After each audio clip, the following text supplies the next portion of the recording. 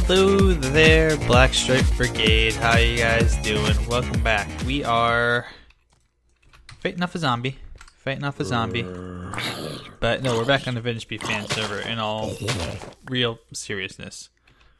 So we have our, we can get our bricks. Gotta make those ourselves now, I guess. Here we go. But yes, we're back here on the VBFS. It's been a little bit of time since I've been on here. Mostly it's because vacations and whatnot. And generally, as I mentioned in my last video, it's been a little bit of a summer doldrums. Nobody else is on right now. So I'm kind of, I guess, now looking more forward to the potential reset coming up here. Hopefully in a few weeks, because it will be nice to get some more activity on the server. It's been kind of too quiet lately, and usually I don't like to play by myself on SMP server, just because, you know, if I want to do that, I'll just start my own single player world and mess around in that. I like to play with other people when I'm actually on servers, but I am here today because I have been struck by inspiration to build. And I have, for the most part, for the last couple of weeks, kind of been bored, I guess you could say, with my builds, trying to figure out how I can make something better, how I can make something awesome that would actually be of use. And long story short, I just kind of decided to say, screw it, I'm going to build something that I want to build because I can.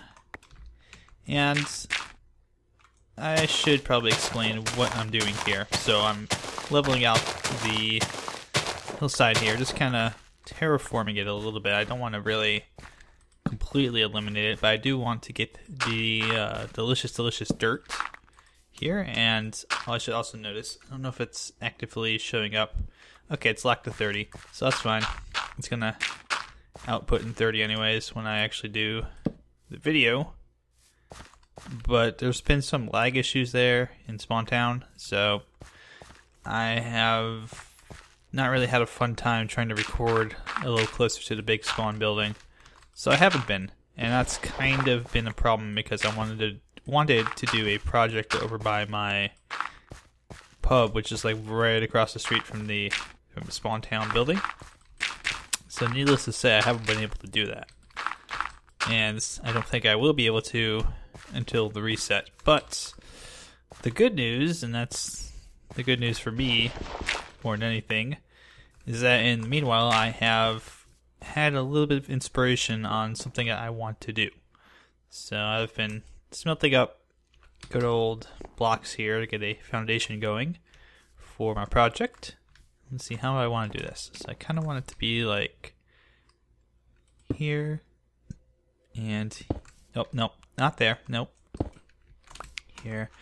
And I'm kind of free forming this one. I'm not really doing a lot of, I guess you could say, a lot of planning before I try to work on this project.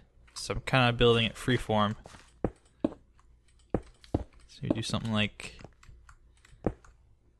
that's a little too small. Maybe do something like that and have this come out to here. That could work. But what I'm making, or I'm planning to make here, is, maybe I want to move this closer to the road. Is this too far? No, I don't think that's too far away. But what I'm planning to make here is I'm working on a building that hasn't been built at spawn, I think. We don't have a blacksmith at spawn. I was just noticing that the other day. We didn't have a blacksmith, so I thought I might build one. And more importantly, I am actually a creative type person, so I came up with an entire story behind the blacksmith, and I'm gonna have to find a blacksmith villager to make this all kind of tie together. Actually, no, I want the corners are gonna be something different. But I kind of came up with a story behind the blacksmith and, you know, why he's here and why everything is designed the way it is. So I will probably as I'm building this, explain my story idea to you guys and see what you guys think. I'm sure most of you guys will be a-okay with it. It's not stupid or anything like that. It's just, see, maybe I want to use these for the roof. I'll use the actual oak wood here for these. So like that, and then so 1, 2, 3. And I also lost my notes that I did for the story. I actually wrote out a bunch of notes and I came up with a whole background story and everything to go with them. And then I lost the notes, of course. Go me. Good job. Good job, Nihon. You're awesome. So, my blacksmith character is a dude I made up. A character I've created whose name, I believe, was it? Is Gurdok, wasn't it? Yeah, Gurdok, the blacksmith, I believe, was the name I came up with. I'm trying to remember that because it's kind of a funky name. Because I remember his little associate dude is named Ulf or Ulf. I haven't decided whether I want to put an umlaut over that or not. Because I could put one on there and make it totally metal, but don't know if I need to. That's the thing. So, yeah, it's going to be kind of a small building here in small town, but a cool building nonetheless. I really hope that it's going to be cool. Because I don't think I spent all this time designing the damn thing for it to be stupid. But this is going to be kind of our foundation, and then the floor will actually be right here. I think I'm going to make it out of birch wood. That's why I had this all here. But let's go ahead and just put all that. Oh wait, no. That's not entirely true. Part of it's going to be birch wood, and part of it's going to be part of it has to be made of stone because, you know what, I'm actually going to, yeah, I'll leave this part birch and I'll extend the porch out here and make this kind of a natural extension, so to speak. If I can do like that, yeah, that'll be fine. I don't know why I made these stairs then, because I'm not going to need them. Actually, maybe I still can't use them. Hold on. Do I have an axe? I don't have an axe, so I have to run back over here and make an axe and eat some food. But let's see, what did I name him? Gronok, right? Gronok, yes. He's a blacksmith. He's a very old blacksmith. He's not like he's ancient, you know, we're not talking like he's 100,000 years old and comes from the elven lands of the east or something like that. No, that's not the story we're going with. But Gronok he's kind of your chiseled veteran. I guess you could call him chiseled veteran blacksmith. He's seen a lot of the wars and conflict, and that's not really the big thing about him. You know, it's not the biggest thing. That's why I wanted to make those. That's right. I should probably just make a crafting bench myself. It would be a lot easier than just running back and forth all the time. Yeah, we'll just make one. We'll make one. But that. But Gronok is. I can make this a little bit smaller. Make the porch a little bigger. But he's kind of your sagely type of character who has all of this innumerable like impressive knowledge on the inner workings of how you make a sword that can slice through the bodies of your enemies or something like that. He's just a crazy, not really crazy old guy, but like super knowledgeable walking encyclopedia type of dude who's got one problem, and actually he's got two problems. One problem is that he is essentially a refugee, and the reason for that is I guess you could say a long time ago, not so much in a galaxy far, far away, but in a land to the far north. He was the master blacksmith for the King's Guard. So he had a very high title of nobility. He was well loved and kind of the king's right-hand man, I guess you could say. But the problem is things didn't always stay that way, because the king had a very jealous young son, a young prince who was incredibly selfish and incredibly hostile toward anyone he perceived as being more favored by his father than himself. So, unfortunately, that happens to be, something that Gronok is very, I guess you could say, unaware of. He's completely unaware that this guy has it out for him and pretty much everybody else in the kingdom who's got his father's, what is the word I'm looking for? Father's loyalty probably would be a good way to describe it. So, here's this guy. He's basically just a giant man-child, of a prince. Not very smart. Can't really do anything by himself.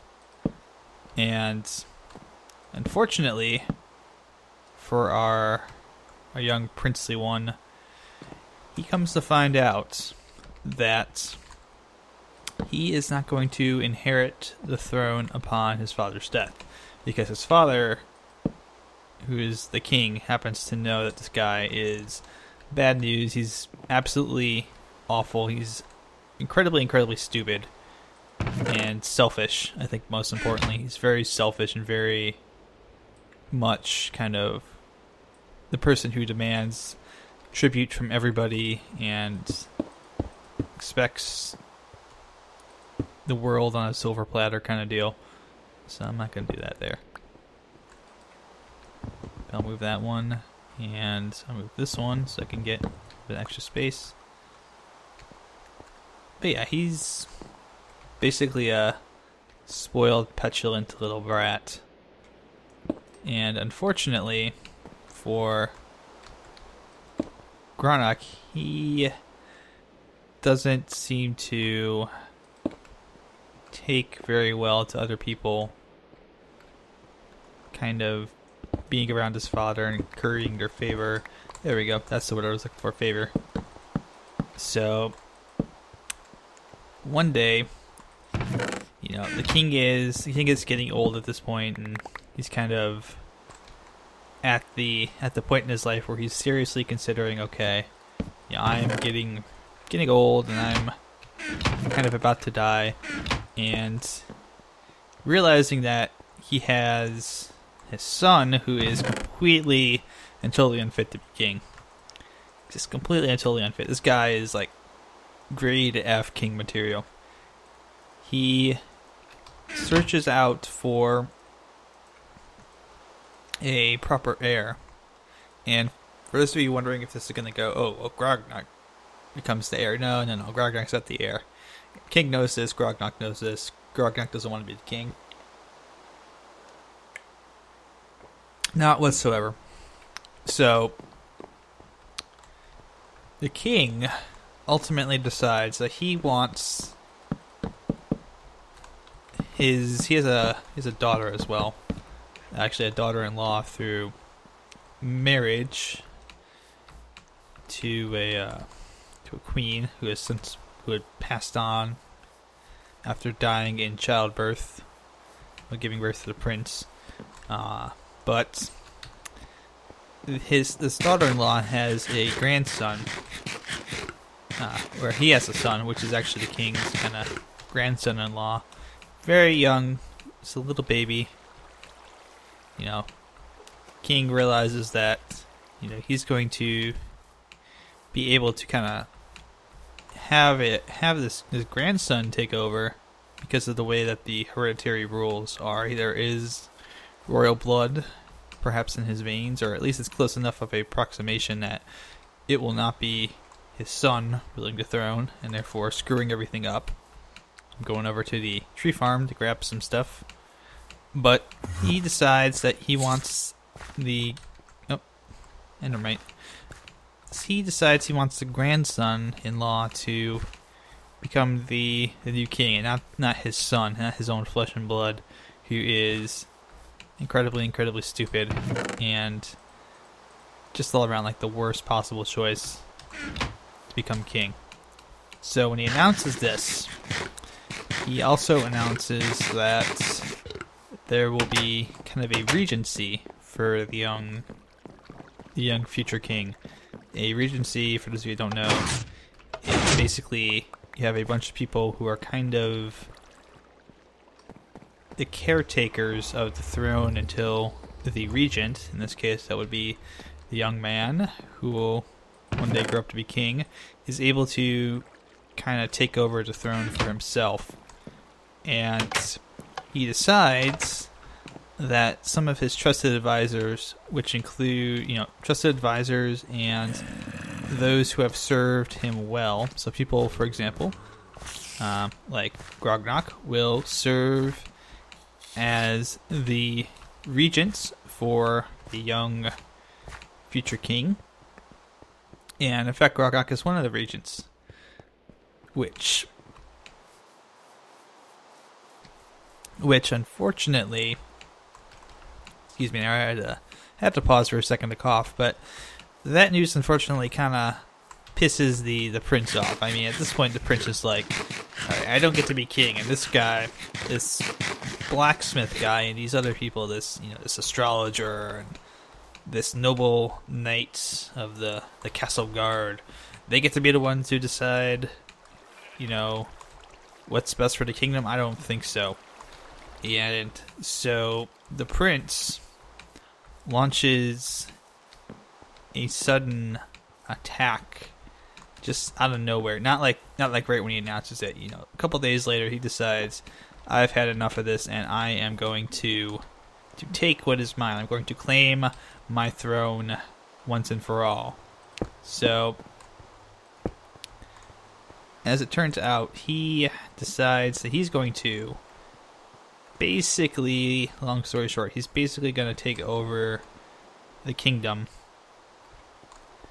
and he launches this assault. And there's a zombie. But he launches this assault, and he kills the astrologer. He kills the king of the castle guard, not the king of the castle guard, but the leader of the royal guard, the king of the castle guard. That just sounds stupid. You're an idiot sometimes, Nihon. But he kills, you know, well, not directly kills all those people, but his forces. You know, obviously, he's a king. He's a prince. He's royalty. He can't get his hands bloody with the blood of the inferior peasants, I guess you could say. So I'm going to extend this out a little bit more, just to give myself a little bit more space for kind of the forge area. But he decides that all of these wise men his father have entrusted to help the heir rule the throne must be killed. And unfortunately for Grognok, everybody dies. Everybody gets killed. So, you know, except for Grognok, obviously. He survives somehow. He escapes in the middle of the night on horseback. He's basically able to survive because the castle guard leader gives his life so that at least one of them could survive, with the hopes that perhaps Grognok will be able to get to safety and protect the young heir to the throne And so he basically sacrifices his life for Grognok's sake. So Grognok is now kind of all alone and stuck. He can't go back to where he was from because the prince is there, and the prince has now become king, and he's basically he realizes that of course Grognok's out there, and he puts a bounty on his head and says, whoever brings me the head of Grognok shall be rich beyond their wildest dreams. They shall have eternal glory and forever happiness. And of course, you know, when you're a bandit, that kind of sounds pretty good. So, like every bandit in the world that can hear the prince's message takes him up on the offer. Like, yeah, I'll do that. That sounds like a good idea. You know, you get to get a little bit of killing, a little bit of profiteering off of death here. I could do that. I could dig that. So they all decide they're gonna, you know, go hunt down Grognok, and Grognok has to flee. He has to flee from lands he lives in. He flees to the south. Flees as far south as he can go, and eventually reaches this little tiny kingdom, this little tiny town in the middle of nowhere, which would be this town. And decides that this is far enough away from the dangers and the calamities of my kingdom, so I can set up my house, my new life here. Yeah, it's like, why is that not letting me do that? It's bizarre. Guess I can do that. That's fine. Yeah, interesting bug. But yeah, Grognok is, you know, he's determined to do two things really. He's determined, one, to make sure that he can live, because that's very important. And two, he's determined to make sure that he's able to one day return and help the young grandson-in-law, should he still be alive. And by the way, he still is in the storybook world that I've made for this. He survives. The prince is a cruel and cold-hearted bastard, but he's not that cold that he would just kill a baby. You know, he decides that the baby does not threaten him anymore without his father, you know, kind of proclaiming him to be the heir. So there's no reason for him to kill the baby. He also realizes that, you know, killing babies is probably a good way to turn the public against you, right? So, by the way, I should mention that as we're building this, I'm telling you the story of Grognok. This is kind of just a rough approximation of what we're going to do. We're actually going to do another episode here where we continue the story a little bit and talk a little bit more about what we're going to do detail-wise. I'm just trying to build a shell to kind of get an idea for where we'll put in windows and how we'll help get the roof all set up. So it's going to take a little bit of time to get this done. It's not going to be a one-episode thing. So, as I was saying, Grognok he's in this magical Beefington land, as he likes to refer to it. But he's happy. He's still relatively happy. He knows that there are terrible things going on back where he's from, but he's alive, and therefore he has few complaints about life. Though he does always remember there is someone very young and very perhaps vulnerable who needs his help. And he decides perhaps that this new place I can find some new faces, some new warriors who will one day be able to help me, but it will take time. He knows that it will not come overnight. So Grognok is kind of, at this point, he's a middle-aged man. He's not particularly old at this point.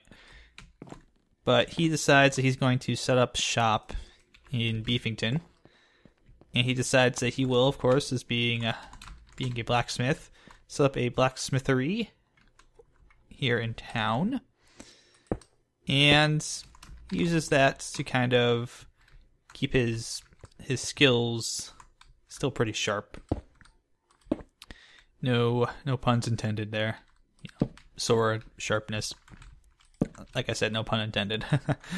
But he's kind of, you know, just doing his thing, building a new life for himself while never forgetting the life that he left behind. And so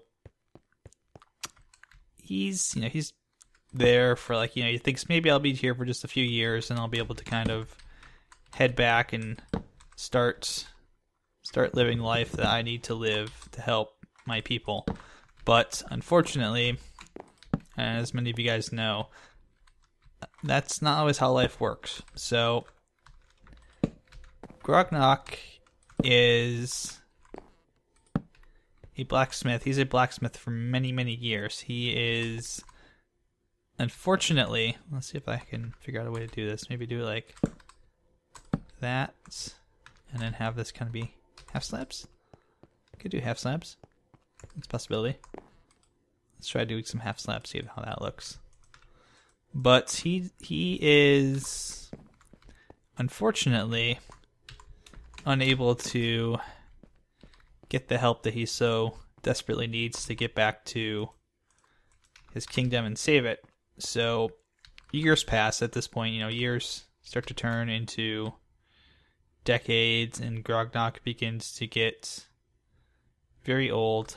He begins to get very tired, very weak from all his years of hard labor working in front of a furnace. And so I mentioned a character by the name of Ulf at the start of this video. So this is the part where Ulf comes in. And at this point in our story, he is,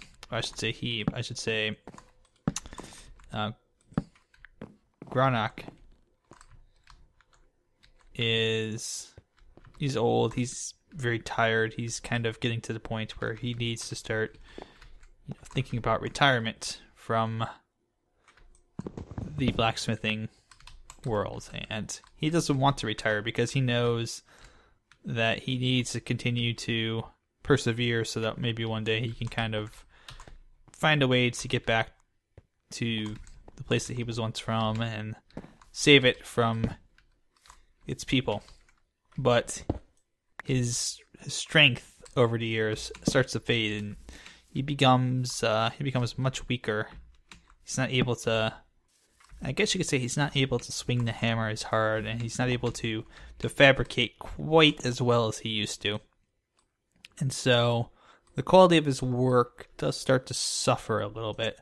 It doesn't become bad work by any stretch of the imagination. He's still an incredible blacksmith, but he just doesn't have the stamina like he used to have. He doesn't have the ability to spend hours in front of the forge like he used to be able to do.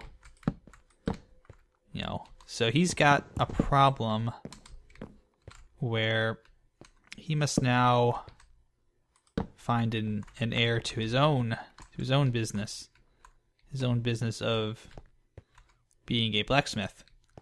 The problem is that Grognok has never married. He's a bachelor, almost not by choice, but because he's been forced to, due to the, I guess, almost due to the life that he's had to live.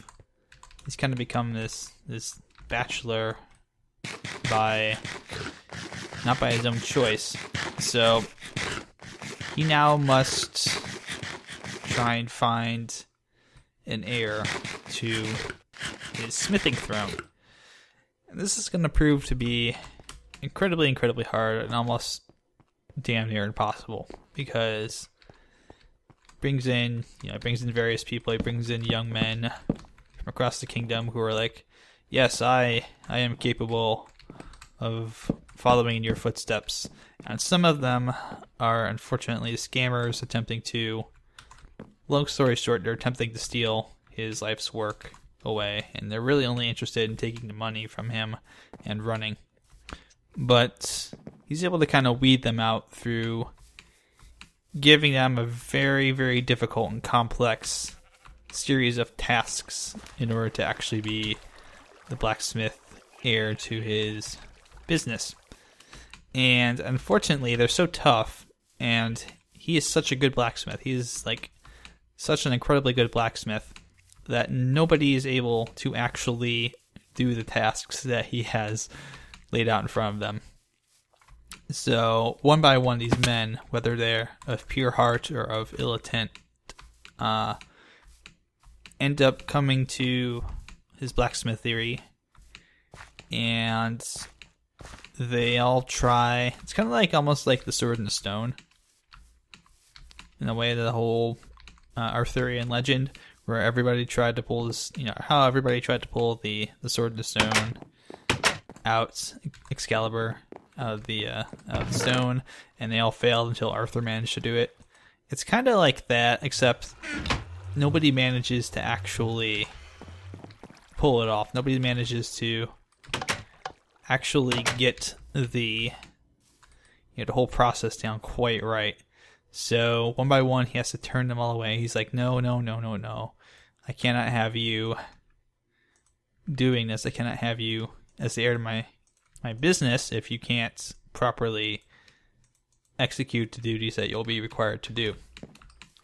So he spends a good 5 or 6 years just letting people come to him and seeing what they can do, and none of them are able to live up to the standard that he needs them to live up to. So he's got himself a problem. He's a master metal worker, but he has no heir, and therefore his entire business model is about to collapse.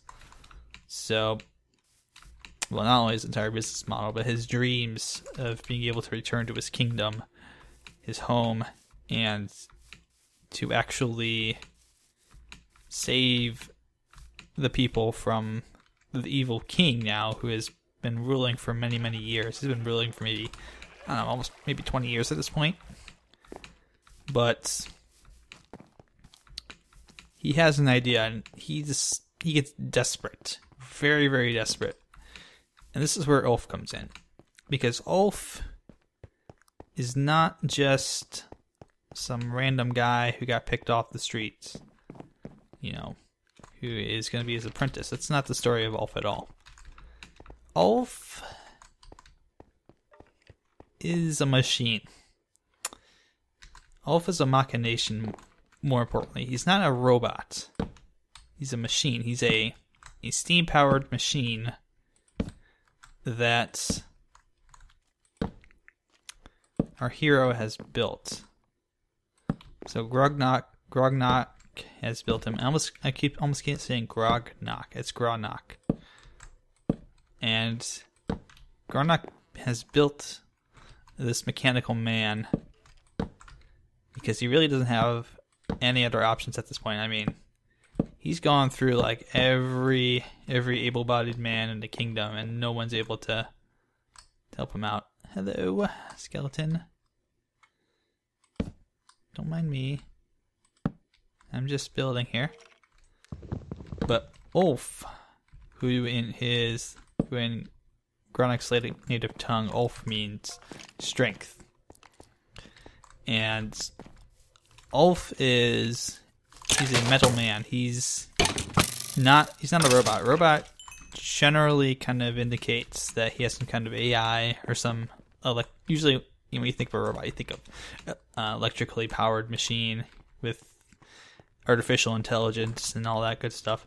Ulf is he runs on steam, not the valve thing, like actual steam. He's a steam robot, and he has his insides are all like clockwork, steamwork mechanisms and whatnot. He's basically kind of this. I don't want this. I don't really want this upside down, guys. I didn't ask for it upside down. I asked for it right side up. Thank you.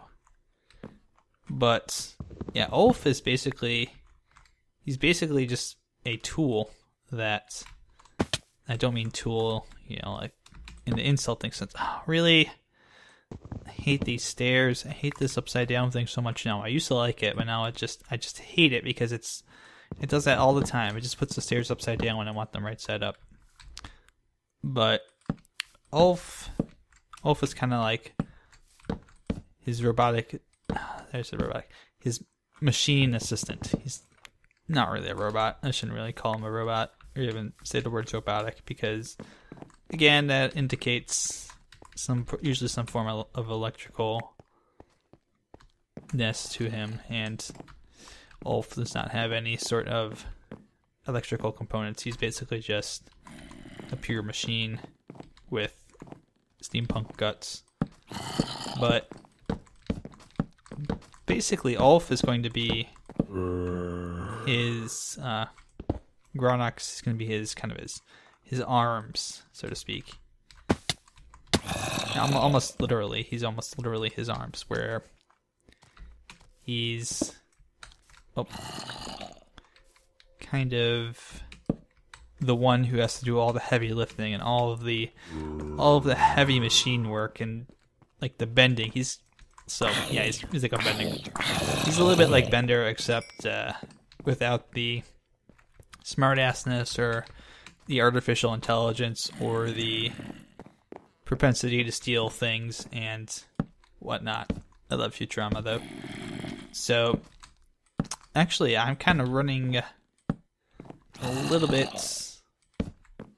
late on this episode, so I think I'm going to stop it here, and I might continue this in a second part where I talk a little bit about something incredibly awesome that happens regarding our hero and Ulf, because there's a little bit more to that story. It's not quite the end. It's not quite a scenario where it's like, oh, you know, he builds Ulf and that's it. Because there's more to that story, and I really want to tell that, but I'm running late on this episode, so I'm gonna go ahead and end this here, and we'll pick this up next time, and we'll keep working on this. I also have to go get some more materials, because I need some more materials for my design. So, as always, guys, thank you for watching. Hope you've kind of enjoyed the story behind this a little bit, because there's more to it. There's a lot more to it, and I'm really excited to tell you about it, because I'm really happy with the story I came up with. So, take care. As always, have fun, and I'll see you next time.